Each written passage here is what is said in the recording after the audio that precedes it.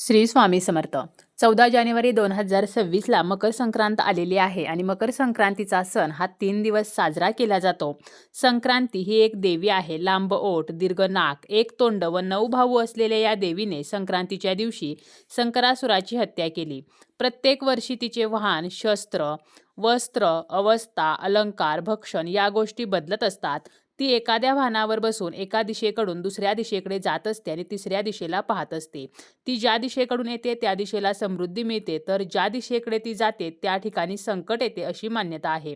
तिने ज्या वस्तू धारण केलेल्या आहेत तर त्या वस्तू नष्ट होतात किंवा महाग होतात अशी सुद्धा समजूत आहे. अशा या मकर संक्रांतीच्या दिवशी एक वस्तू ही चुकूनही बघायची नाही. त्याचप्रमाणे काही वस्तू या अजिबात कोणालाही द्यायच्या नाहीत. मकर संक्रांतीच्या दिवशी दान धर्म करणे, त्याचप्रमाणे स्नान करणे, तर्पण करणे या गोष्टींना विशेष महत्त्व आहे.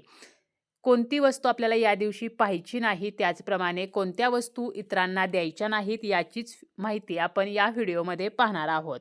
त्यापूर्वी आपण यंदाची संक्रांत कशी असणार आहे तर हे थोडक्यात पाहूया. श्री शके 1947ची मकर संक्रांती बुधवार दिनांक 14 जानेवारी 2026 म्हणजे शके 1947 पौष कृष्ण 11 रोजी 3:06 सूर्य मकर राशीमध्ये प्रवेश करत आहे. संक्रांतीचा पुण्यकाल बुधवार दिनांक 14 जानेवारी 2026 दुपारी 3:06 पासून ते सूर्यास्तापर्यंत असणार आहे. सूर्याचे मकर संक्रमण बालवकर्णावर होत असल्याने वाहन वाहक असून उपवाहन घोडा आहे. संक्रांतीने पिवळे वस्त्र परिधान केलेले आहे. हातामध्ये गदा घेतलेली आहे. केशराचा टिळा लावलेला आहे. वयाने कुमारी असून बसलेली आहे. वासाकरता जाईचे फूल घेतलेले असून पायस भक्षण करीत आहे. सर्प जाती आहे. भूषणार्थ मोती धारण केले आहे. वार नाव व नक्षत्र नाव मंदाकिनी असून सामुदाय मुहूर्त 30 आहेत. पूर्वेकडून पश्चिमेला जात आहे व वायव्य दिशेला पाहत आहे.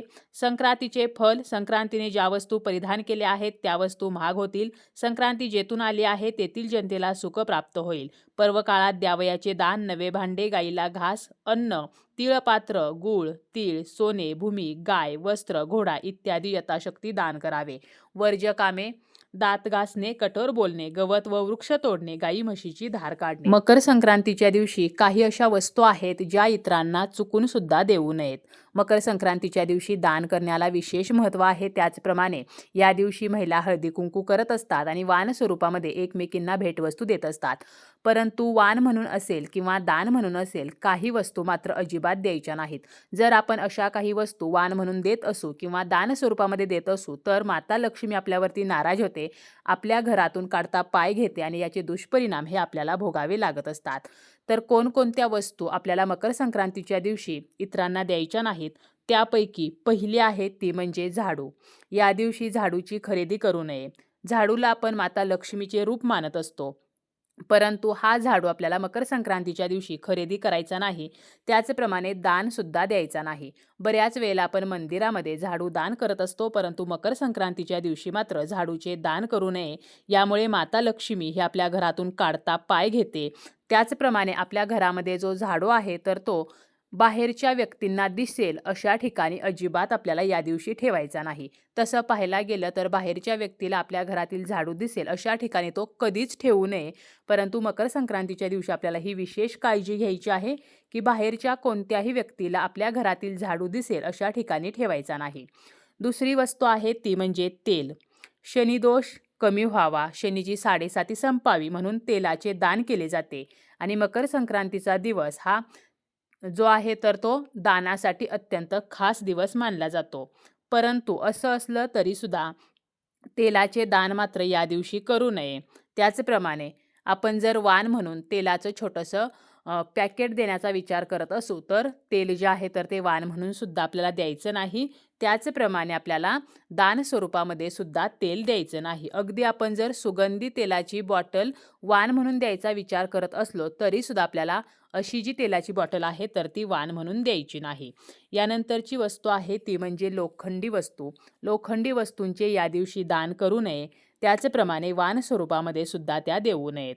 तसेच आपण जर या दिवशी हळदी कुंकू करणार असू किंवा मकर संक्रांतीपासून रथसप्तमीपर्यंत आपण हळदी कुंकू करत असतो आणि या काळामध्ये हळदी कुंकवाचे जे वाण दिले जाते यामध्ये सुद्धा काही वस्तू या वाण स्वरूपामध्ये चुकूनही देऊ नयेत.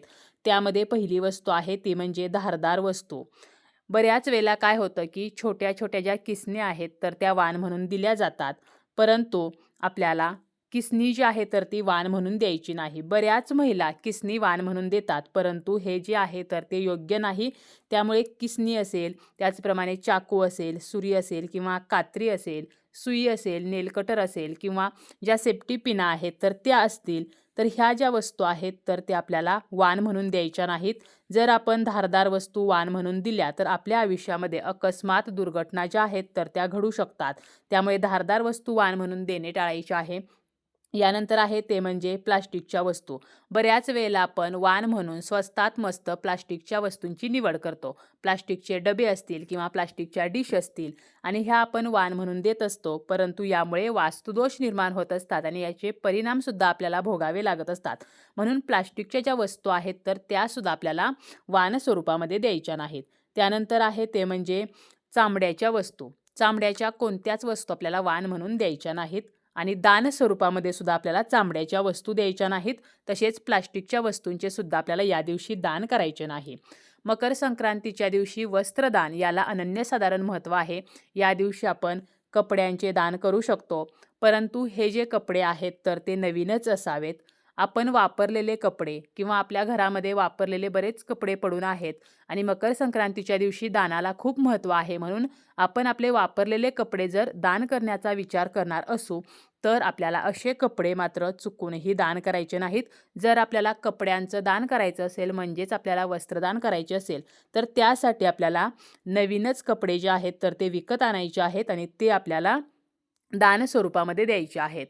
त्याचप्रमाणे या दिवशी आपल्याला काही अशा वस्तू की ज्या नकारात्मकता पसरवतात, म्हणजे बघा, जर आपण एखाद्या फ्रेम वगैरे जर एकमेकांना देण्याचा विचार करत असू, तर ज्या फ्रेममध्ये हिंसक चित्र आहे किंवा ज्या फ्रेममध्ये ताजमहाल आहे, बुडत्या जहाजाचं चित्र आहे, अशी फ्रेम आपल्याला कोणालाही भेट म्हणून या दिवशी द्यायची नाही किंवा आपल्याला वाण म्हणून सुद्धा अशी फ्रेम जी आहे तर ते देणे आपल्याला टाळायचे आहे.